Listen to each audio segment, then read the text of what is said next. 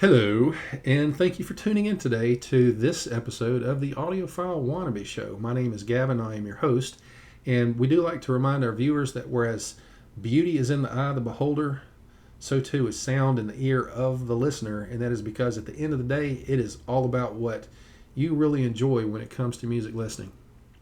On this episode of the Audiophile Wannabe Show, we're going to talk about a specific CD player back from 1993 and how it sounds compared to my current CD transport by Cambridge Audio. So we're going to look at this CD player. Let me show you that. It is right here. This is the Pioneer CD PD-M552. It's a 6-disc changer, and I'm a child of the 80s, so I'm actually still a big fan of that 80s monochromatic screen look. So whether it's the green digits that we used to see on the IBM PC2s or this kind of an amber orangish look that we used to see on all kinds of screens back in the 80s, I really do like that simple, clean, old school look.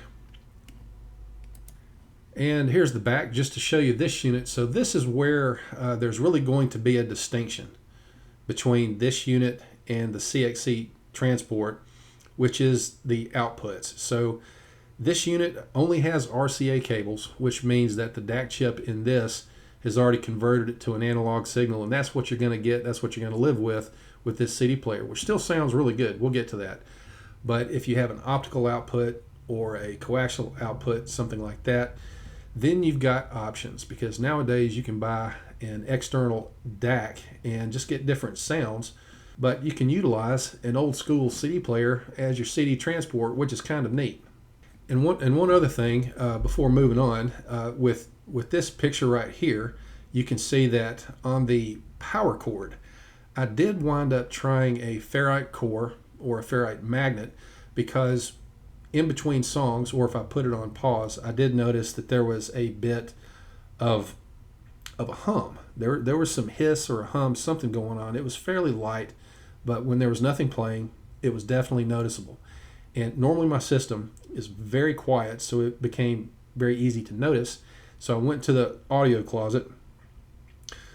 Which that may be kind of neat to do a video on at some other point. It really needs organizing, so I may take y'all into the depths of the audio closet, and we'll have an adventure in there and see what all's there, all kinds of projects we can get into. But for now, dug into the ferrite magnets. You can get them on Amazon. They're really cheap, and they do a great job of eliminating certain kinds of line, hum, or hiss, and in this case was thrilled to death. It got rid of about 80 to 90% of what I was hearing. I got up closer to the speakers just to double check. I took the ferrite core off, put it back on just to make sure that I wasn't hallucinating or imagining things, and sure enough, it worked. It did really good. And there she is sitting on top of the reference system. Took out my DAC and streamer. Just stuck it up on top next to the CXC, as you can see there. And it looks really good right above the Evo 300. I really like the way aesthetically those pair together. And because it does have the RCAs, I hooked up my GR Research interconnect cables straight from the CD player into the Evo 300. And since that's really our only option, let's look at the DAC chip that came in that unit and how it compares to some of the other popular brands that are out there right now. So this is the chip that was in the unit, or is in the unit. It's a chip made by NPC, a 1-bit Delta Sigma pulse flow. This chip was used in their Pioneer's lower tier CD players. It did not have the same technology called a legato or legato link conversion that was in their higher tier chips, which basically helped to restore lost harmonics in these lower tier chips. These lower tier chips, from what I read, basically said that they were prone to various kinds of read errors and jitter. And I'm not going to spend much time on this chart, but I did look up the typical sound signature type compared to some of the current more popular chips that we're all familiar with, and you can see on that second column it gives us that sound signature. So the signature that it describes happens to be exactly what I heard and we'll get into that in just a minute. But you can take a pause here if you like and just see how this older 1993 chip compares to other current model chips. So that basically covers a little bit about the CD player. Didn't want to spend much time on going over the front panel, mainly just wanted to highlight that it was a 6-disc changer, go over the chip that is in it, and then show the back panel just to show that there's only RCA outs, which does limit it compared to newer units or units that may have optical or coax outs. Okay, and now for the good stuff. How did this thing sound and compare to what I'm used to in my current reference system using that Cambridge CXC CD transport? So the first thing I noticed, always listening for the soundstage, is that the soundstage was very similar. It was actually spot on to what I'm currently used to, which was great for the soundstage as far as height and width. The location and placement of the instruments and the vocals was exactly the same as what I typically listen to with that CXC transport. However, the depth was very noticeably not there. So it was as though anything from the speakers and back was not deep. So everything that I would normally hear, like for example, listening to Yossi Horikawa's music, there is the second song on his album Spaces called Vietnam.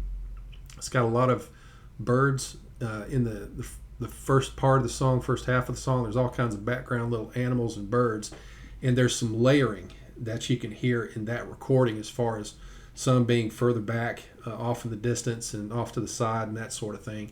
But on that song specifically, it was as though everything was right there, even in an even plane or forward from the speakers, from a plane from the speakers forward. So there was definitely not any depth or very little depth with this DAC chip. The CD player was also very warm and smooth and easy to listen to. So there was nothing that was nothing that was sharp or harsh at all, which I did have a Pioneer CD player back in the 80s, right after I got these Klipsch KG4 speakers. And now, in hindsight, I really understand why I enjoyed that Pioneer CD player for so long, is because it does have a warmer sound to it, not as bright in the top end, so naturally it pairs very well, at least for me, with a horn speaker, which can tend to be bright. So pairing a warmer sound from a DAC or source with a speaker that can potentially be bright, it kind of neutralizes that a little bit and creates for a very pleasant sound. And whereas this unit does have a very easy to listen to, warm, smooth sound, which I thoroughly enjoyed, it also meant, at least in this case, that there was noticeably less refinement in any of the instruments or vocals that I was listening to, which also meant that, or consequently meant that the sound was much less airy than what I've listened to with the Cambridge equipment. And so very smooth, warm tone, but the refinement and the distinction in the instruments and vocals was much less with the Pioneer. Another positive, though, was even though this unit tends to be less airy and a little bit less refined, when it comes to presence, the tone is very noticeable with this CD players. Vocals across the board, everything I listened to tended to have, if not equal to, maybe even a little more weight to it, a little more depth in the strength of the sound of the vocals with this unit compared to the Cambridge. So it was even more so like whatever I was listening to, even though there wasn't a lot of depth to it, some instruments and the vocals seemed to be a little more present in the room, which was kind of interesting considering. So wrapping things up for this CD player compared to the Cambridge equipment that I've been accustomed to, very, very enjoyable to listen to. It kind of took me back, a little bit nostalgic, very easy to listen to, warm, smooth, but was lacking in soundstage depth. But the soundstage presentation itself was great as far as location and placement of instruments and vocals. Very high and wide soundstage, so that was really nice. But it did lack airiness. So whereas with my Cambridge equipment, I've grown accustomed to just hearing not only a good soundstage, but having the air in the space in between vocals and instruments. Wasn't quite so with this, and the instruments and the vocals were a little bit less refined. But nonetheless, thoroughly enjoyable, very musical sounding CD player. Very easy to listen to and a lot of fun to listen to. So I do give it a thumbs up, and the only drawback really would just be the background noise that I heard, but it was resolved pretty much with a ferrite magnet and the fact that it's only got the RCA out. So you're limited in that regard. But if you have a vintage CD player and it has optical outs, coax outs, you should be in good shape to be able to adjust your overall sound using the same CD player as a transport.